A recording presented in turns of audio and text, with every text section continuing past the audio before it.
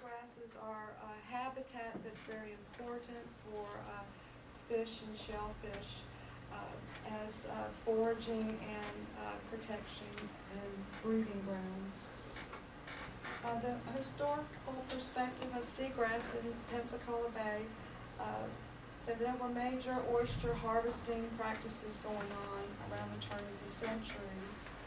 That oysters are like in the Chesapeake Bay and other areas where they are Apalachicola Bay, where they have high seafood value, but they also have a high ecological value because they filter large amounts of water and they feed, their primary food source is phytoplankton.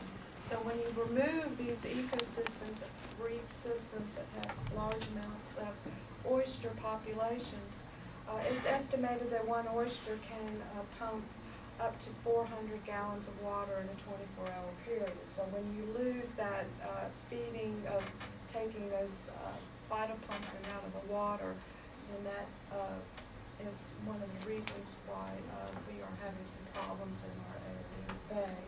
We also have large industrial point sources.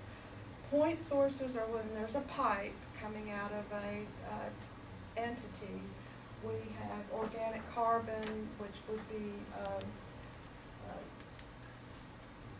dead organic material, phytoplankton blooms, high ammonia rates, and PCBs. And this came from Monsanto, American cyanamide, and various other point source pollutant entities that were actually discharging into the bay directly. No treatment other than just some on-site treatment, but they were basically raw effluent and the sewage water treatment plant also.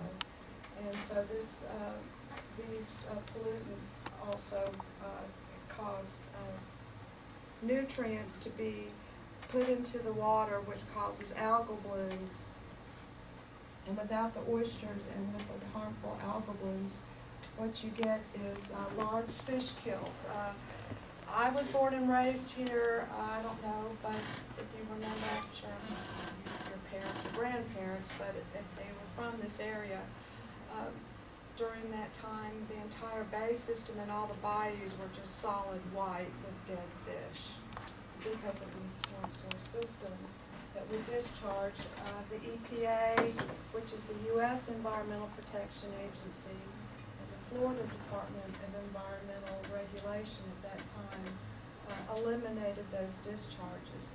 But because of that large die-off of seagrasses, seagrasses are like a tropical rainforest. It takes up to 20 years for 20 or more years for that seagrass to come back. And we have had no really recovery. The hypoxia is low dissolved oxygen or no oxygen. And basically what happens is you get these big algal blooms because of these nutrients that are being added from these point sources and the dead fish. The dead fish die off, they rot on the bottom. The algae during the day, they produce, they multiply, but at night they give off carbon dioxide and they suck all the oxygen, and then the dead fish on the bottom with all the bacteria sucks all the oxygen out of the system. And these still are remaining, the populations have never really recovered as far as the seagrasses, and we still have hypoxia in the deeper portions of the bay.